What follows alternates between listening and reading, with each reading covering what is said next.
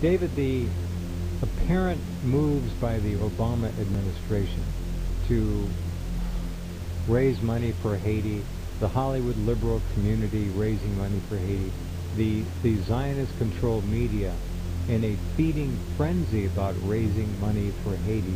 Meanwhile, of course, there's no talk at all about raising money for the Palestinians, shattered families, widows, widowers, little children, orphans, about the 3 million Iraqis that this country has slaughtered and liquidated, and the wreckage left behind of that country, about the 2 to 3 million that we have killed in Afghanistan. Those people don't count. There's no fundraising by Hollywood for them. And it makes me particularly sick. We all lament the loss of life and the tragedy in Haiti. But I've always been an equal opportunity mourner, and I think if we're going to be compassionate, we must be compassionate for all men and all women. And I think it's wrong to ignore the tragedy that this country has literally dropped from airplanes on Afghanistan and Iraq, and by extension through the Israeli Air Force on Palestine.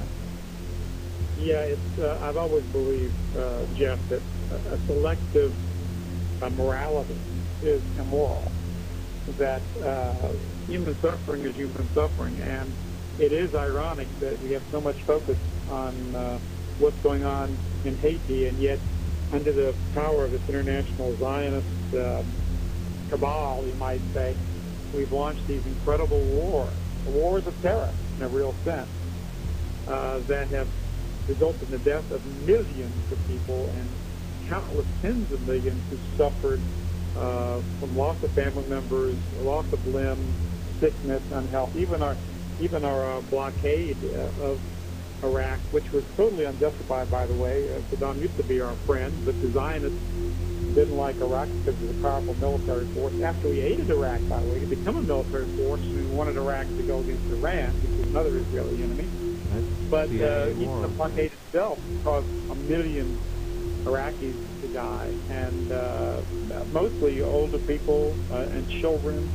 And you have to understand the anger in that part of the world against America. And this is not our fight. So why do we get involved in this? I don't know. Also, I don't like the idea, and this is what I object to. I don't really mind people spending charity if they choose to on their own volition to Haiti. Of course, we have a media, by the way, in America which is unelected, and they have their own little agendas that they want to do, and I think they're trying to distract us from what we're inflicting, as you said, in the Middle East. And by the way, inflicting also against America.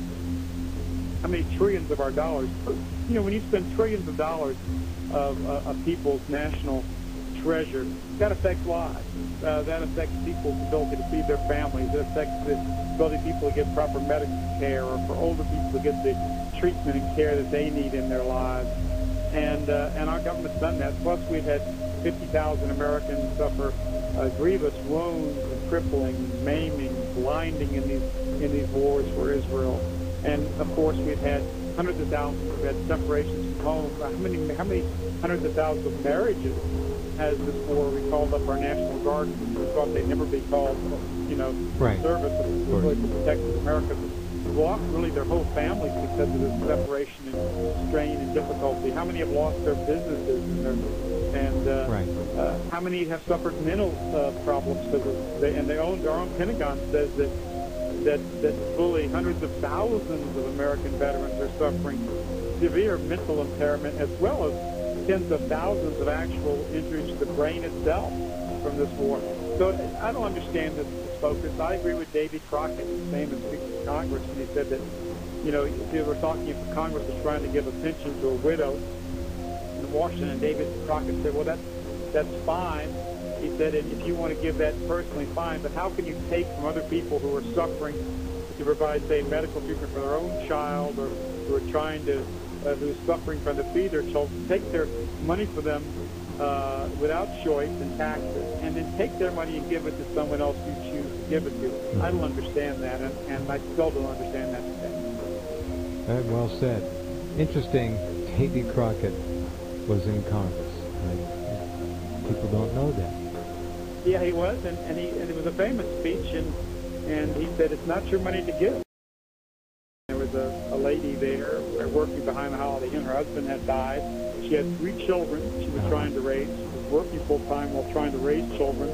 She shows me her tax bill, which was humongous, and she hardly could pay for it, could not even, feed her children adequately. Then she read about this massive billions of dollars going to Israel and billions more in foreign aid all over the world, like, for instance, what's going on in Haiti. And she said, how can the government come to me and forcibly take my money when I can only feed my own kids and send it to some other country? If they want to do that personally in their own charity, they can do it, these rich corporations. But why in the world are they going to take the money out of my pocket and the food out of my own children's mouths by this government? It's just not right. And I couldn't argue with her. I agree with her 100%. The whole principle that the government's using and spending hundreds of millions of dollars of our tax money in places like Haiti. And I'm sorry for the Haitians. I'm sorry for their tragedy.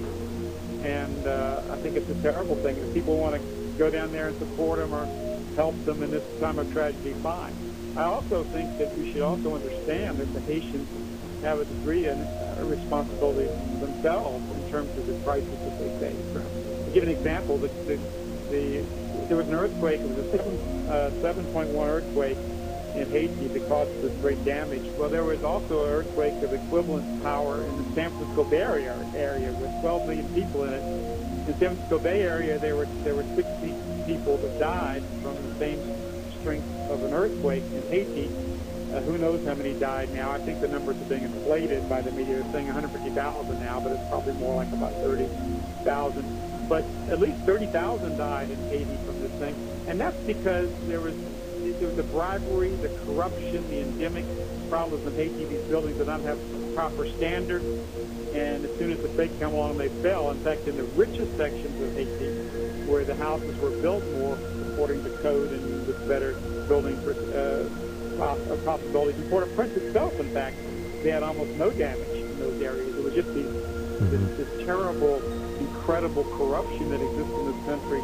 That's right. Why you have people dangerous. Usually the case in tragedies like this, it's construction.